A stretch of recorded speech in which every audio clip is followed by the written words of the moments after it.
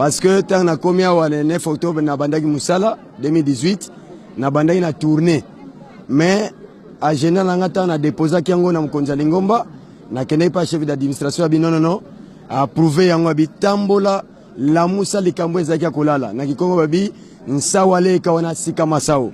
Alors na mona kete na fanda ki na réfléchir na bi non madame ça tournée pastorale na ba section nyonso na territoire mais avant na bana na bana na ba camp ya nkamba na kota kinda ku moko tisuka ezaki li sekite ba risque périr mais ça mon kamanza mais mabakweza ngate mais na sisa ki tourner wana nde na kota ina ba section na ke katsa pour la première fois grand fleuve ba bengi fleuve Congo oya biso eza somo pour katsa ngoa mais na katsa wana mutuka munene ba flûte avec 210 flûtistes to kene na loze pas passer de territoire Edouard azali wa révérend Edouard na 4 Égypte to sisa ki tourner kuna donc maman évangélisation c'est l'instrument le plus important d'une église. Donc, tant évangélisation, c'est l'école de Makamunyoso, église est tambolaka. De l'autre PC rendement, ils ont évangélisation, on a sali, à niveau ville, il y a ville sainte en Kamba. Ils ont hasardé, ils ont réalité où ils salemi. Nous avons 5 sectionnaires, bazaba témoins, territoire baza témoins. Jusqu'au mois d'octobre, ils sont dans leur fief. On a travaillé mieux à papa Zoluka Bissadi Yamalam. Et si tous les 12 octobre, ils ont la souma Kassikoleka. Cadeau Topesi. Nous avons réfléchi. Toko Salani dans le 8 juillet, Toko Salani dans le 12 octobre, Toko Salani le 6 avril 2020.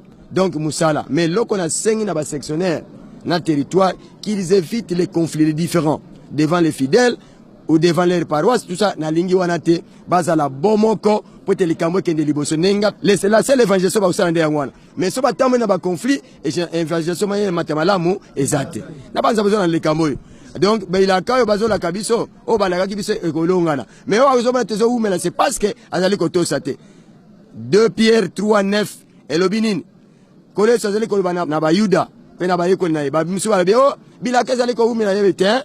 Bilaka nangezali ko umela teme, posa nangezanini. Mutu nyonso akobongola motema. Pote la kayela. Tout d'abord merci na mutuna na yo. Olobi yango bien ki angola bandi ko zonga muke. E na muke wana toko mata poto zonga ndenge angola ezalaki. Wana ezali objectif na biso pona lingomba na biso e mata e kende liboso parce que toyebike objectif tozali nango ya kotona nkamba Yerusalem. Donc tokozonga lisusi mate. Ya liboso na osenga bango totiana no bolingo. O papa Simon Kimbangu kianga naza utinda biso. So totie bolingo wana naza si oye leki lelo peut-être to bimi 6e place. Mais na bolingo wana tozana 6e place ite. Donc na lingi biso banso na ngola tozala eloko moko. Tosala contribution ya mutu na mutu emonana. Ya solo tokozonga na ngola tokolemba te tokobeta lisusu 7e makasi de façon que l'air tokoya le 8 juillet poto mata lisusu eu posso dizer a todos meus irmãos, minhas irmãs em Angola é que peço a todos de participar, de contribuir para o desenvolvimento da igreja quimbanguista a nível do mundo. Muito obrigado. Biso toye na bobiangami ya yawe na biso papa Simon Kimbangu kiangani po na botongi Yerusalemi ya sika. Yango tozana bo sepili makasi po tolongi biso tozali paroisse mais tobimi paroisse nation après RDC po na misala oyo tozoko pesa tata mokonzi ya bule maboko po na botongi Yerusalemi ya sika plutôt. Yakala ezalaki na biso passe pour être to accéder na yango mais le lo nzambe aye ko vanda na bato atei biso pour être to yeba bonne na nzambe na kati ya Yerusalemi ya sika pour être to zwa mapamboli na ndenge ete mukili na biso e koma na kimia biso to wuti France na kanisi République française Europe lokola to bimi boye et pesi bénédiction makasi pour être mukili na biso oyo zoko pesa nkamba maboko ekokape kuzwa bénédiction na yango à travers batu nyonso bazali kolandanga dans le monde ate vraiment na remercier biso banso toza ko pesa papa Simon Kimbangu maboko papa lobeli biso na temple lobi alobi toza na ba fête misato eko pesa ka makasi na musala le 6 avril le 8 juillet le 12 octobre yango alobi oyo esili koleka. Alors oyo bosali bo multiplier lisusu ba mouvement pe bosala makasi na oyo bino. Donc ngai tant que cellule ya lufungulo na commune na Kalamu na bimi cellule liboso en tout cas na pesa ki moral na bandeko batoza osala na bango toke ko pesa papa Simon Kimbangu maboko ba PCP yango en tout cas na sepeli mingi na félicité ba pesi ope bazaki di ba olanda ngai papa Dadi Mavambu et la muka kamba fait tonga matozo mapamboli na kozwa likanisi ya kotuna biso. Ngai nazali pasteur responsable ya paroisse à Genève na Suisse. Normalement toyebi ke ba fête tozalaka nango misato ya makasi le 6 avril, le 8 juillet pe le 12 octobre. Et biso toyaki ya otomilengela ki poto ko kozwa elembo. Yango tozwi coupe tobimi 4e na niveau ya nation. Sima ya Nkamba et puis pour na ba coupe et puis également na ba cadeau. D'abord, ngai komona papa Makiese Tumona, pasteur Makiese Tumona, chef abeille parce que n'a pas chef na scout. Alors, naïko représenter la grande paroisse à Saint-Denis Oyo lobi bilombe ya papa. Impression ngai nazane semondengi fetchelekeli. Fetcheleki kitoko bino batabilili. Otala déjà défilé à lobi tango tokotaki na bakupe sengo papa zalaki na yango. Mama te musalo ya komea bakupe to banda yango na Europe. Biso bato banda yango. Lelo epanzani Europe mbimba pe Afrique na yokumoni Zambia azwi tozane sengo parce que moi na soki tata akoli aboti bana sepelaka. Nde yango wane sengo na ngai.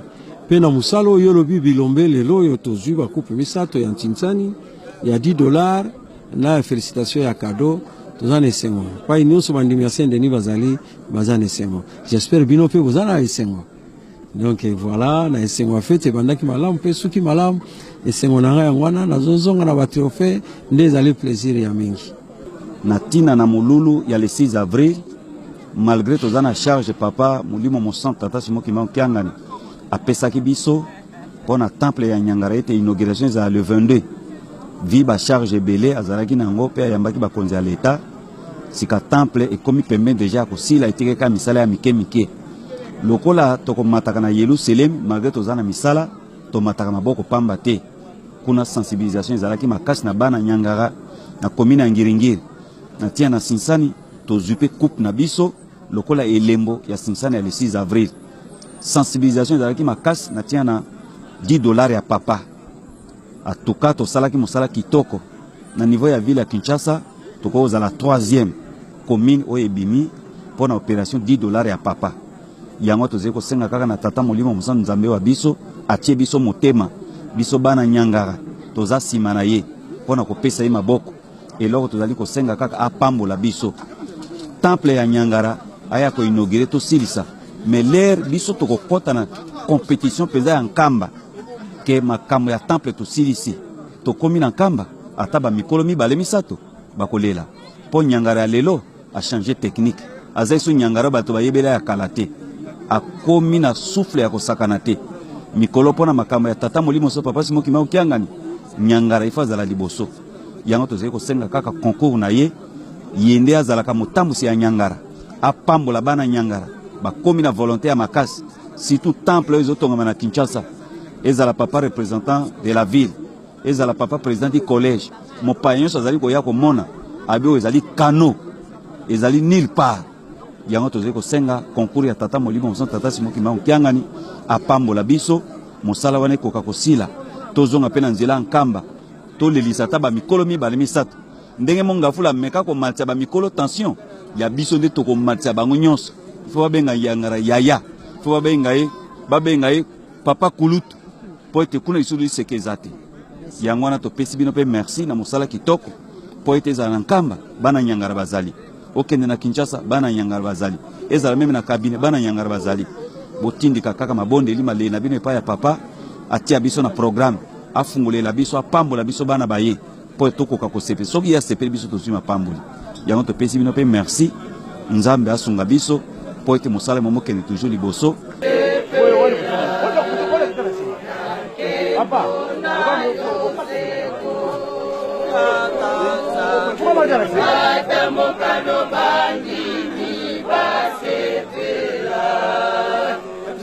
Kemona